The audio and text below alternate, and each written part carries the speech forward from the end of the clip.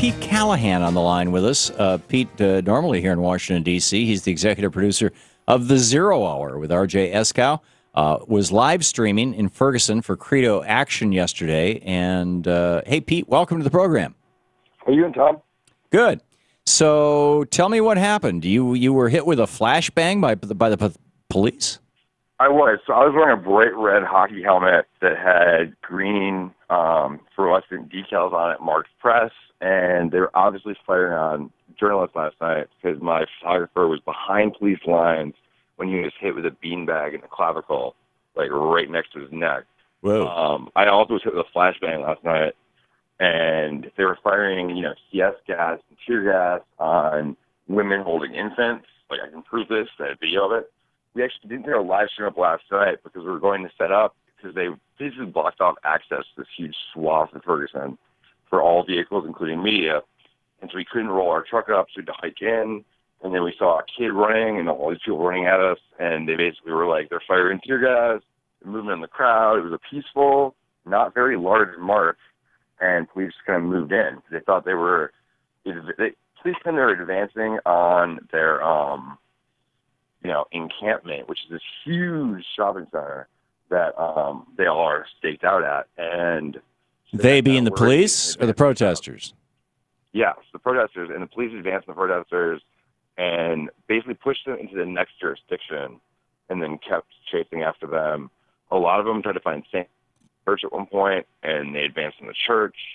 I had a guy in tactical gear point an AR-15 at me as I was trying to flee with the protesters, just doing basic journalism stuff. Like, they're giving no quarter, as they say. Which police department was this? Who were these officers? Were they state police under the guidance of Ron Johnson, or were they city police, or was this some other? Yeah, so there's multiple factions of police, and they're all under the command of Ron Johnson, it seems like. But there's St. Louis County, the Ferguson cops are pretty much off the beat at this point. There's St. Louis County Police, there's St. Louis City Police, and there's state police. We're all kind of working together, but not. They assigned each other numbers at this point, but they don't know which number belongs to which person. I was talking to cops yesterday, and they're like, who's 67? And then they just know each other. They're all from these little hamlets all around St. Louis, basically, and they don't really know each other. Like, they couldn't give directions on how to get places. I'm like, where's the media liaison? They're like, we don't really know, and stuff like that. So they're all under the command of Ron Johnson, but only cursorily. And then Ron Johnson's boss, his colonel, was in Kansas City yesterday. So was in what? Watching CNN and giving orders. Oh, he was in Kansas City.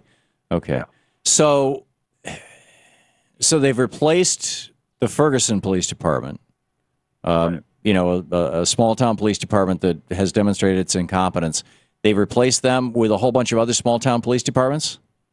Yeah, and the state police. And it's 98% white still. So it's still very, they still see this, community as an otherized faction, which they need to put down, basically, is the way I see it. So when residents are looking at the police, they're seeing 98% white faces? 90% white faces, all carrying AR-15s, wearing tactical gear, and firing beanbags, rubber bullets, CS gas, tear gas, smoke grenades, and these ridiculous flashbangs that have quite the... they're not like the indoor flashbangs they throw, like SWAT teams throw. They're these huge, fireworks type things. I saw a guy get his shirt lit on fire last night. One blew up 2 feet from my leg, and my pants got a little messed up. I was wearing combat fatigues, thank God, and I didn't get burned. For a second I thought I was dead, and I was like, okay, I'm fine, just run. I was also shooting at the front line with my camera, and when a guy I interviewed 2 days before was like, Pete, get out the way, and I started running, and then I looked behind me, and there was an armored personnel carrier kind of charging the crowd out of the front line of the police. And yeah, it was a little scary, but is the net of this? We're talking with Pete Callahan, who is the executive producer of the Zero Hour with R.J. Eskow. Also works with We Act Radio, the radio station here in Washington D.C. that carries this program and other good progressive programming. And Pete, was this a police riot, or was it a riot that the police were doing either a competent or incompetent job at trying to put down? So it was a peaceful march, a peaceful protest. These people were just exercising their First Amendment rights. It was 3 hours before curfew when it started. They got too close, basically, to the huge police encampment. The police got a little worried because they see these black people walking at them and, chanting, "Hands up, don't shoot." And so then they decided, we were actually behind the police encampment shooting them a couple hours, an hour and a half before this happened. Mm-hmm. All these guys are just gearing up. When you bring in multiple SWAT teams with all these, militaristic toys, they want to use them. Boys love their toys. Right. And so, they were ready. They were, itching for a fight, it seemed before, an hour before that happened.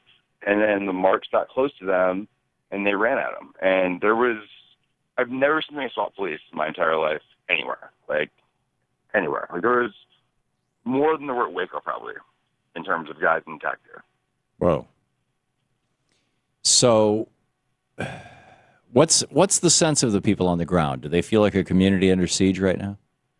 They do, but they also are very, very hopeful. The protests and stuff like that have oftentimes seemed almost joyful. They're angry and they're out in the streets exercising their right to demand justice for Mike Brown. But they're also it seemed like a block party at times. People were dancing. There was drummers. There was I've heard the quote outside agitators. I mean, we used to hear this all the time back in the 60s and 70s. Those bad people, who are burning down Detroit or whatever, they were outside agitators. Therefore, we had to deal with them super harshly. Were there people from out of town who were acting bad? There's a few, but most of them are mostly peaceful. There were some outside agitators, obviously. They're not really agitators, I would say. There's activists that have come here to support people for them. Yeah. And last night on the front line of the protest, you see those videos of people building barricades. Those were all local. I see lots of them. Okay.